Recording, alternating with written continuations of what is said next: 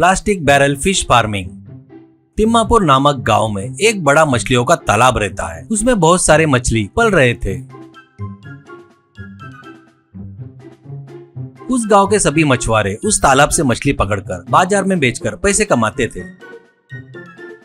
उस मछुआरों में से मंगेश करके एक आदमी रहता था। मंगेश के पिताजी सोमेश भी अपने लड़के के साथ में मछलियां पकड़कर बाजार में बेचते रहते थे। सोमेश की पत्नी, माँ, बच्चे भी रहते हैं। जो था उसमें वो लोग बहुत खुशी से जी रहे थे। तो एक बार उस प्रांत में बहुत ही भयंकर सूखा पड़ता है। तालाब, कुएं, खेती सब सूख जाते हैं। वैसे ही वो मछलियों का तालाब भी सूख जाता है।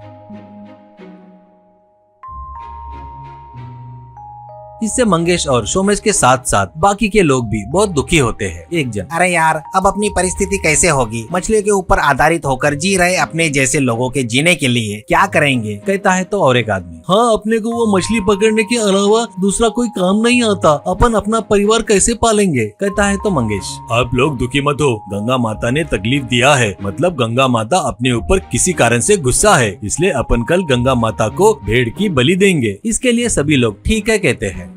ऐसे अगले दिन सभी लोग तालाब के पास आकर गंगा माता की पूजा करते हैं। उस पूजा में मंगेश का दोस्त मधु भी आता है।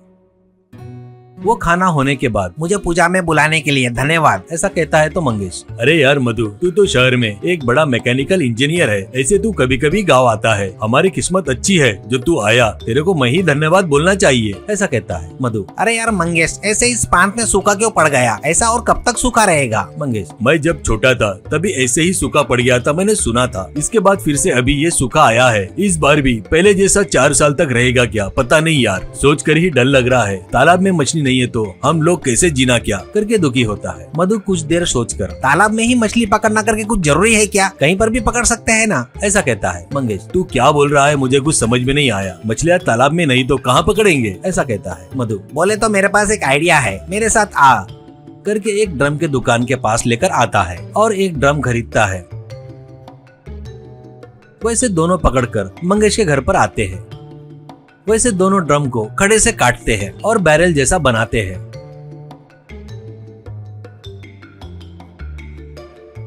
कुछ समझ में नहीं आ रहा है ना? मंगेश से मधु, दोस्त एक बात बता, अभी अपने को पानी कहाँ पर मिलेगा? तो मंगेश, गांव से दूर एक कुआं है। कितना भी सूखा पड़े तो भी वो सूखता नहीं। क्यों पूछ रहा है? और ये सब क्या है यार? ऐसा कहता है। मधु, उस कुएं का पानी लाकर इसमें डालकर उस पानी में मछली को छोड़ दे। 2 दिन में एक बार पानी बदलते जा, नहीं तो मछलियाँ मर जाएगी। और ड्रम चाहिए तो लाकर रख ले। यही बात तुम्हारे मछुआरों को भी बता दे। उसके बुद्धिमत्ता और समय सूचकता को देखकर मंगेश को आश्चर्य होता है। और वाह, कितने बुद्धिमान हो दोस्त। सच में वो गंगा माता ही तुम्हारे रूप में आकर मदद की है, ऐसा कहता है। मधु ठीक है बोलकर मिलकर चला जाता है। मंगेश बाकी के मछुआरों को ये बात बताता है।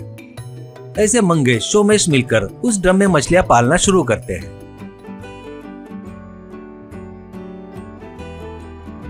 वो लोग ही नहीं, बाकी के मछुआरे भी वही काम करते हैं।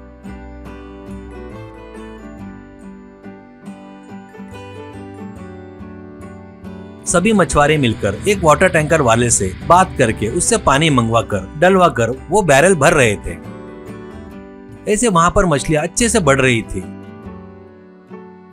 बड़े हुए मछलियों को मार्केट में बेचकर मंगेश और सोमेश दोनों पैसे कमाते हुए बड़े खुशी से जी रहे थे।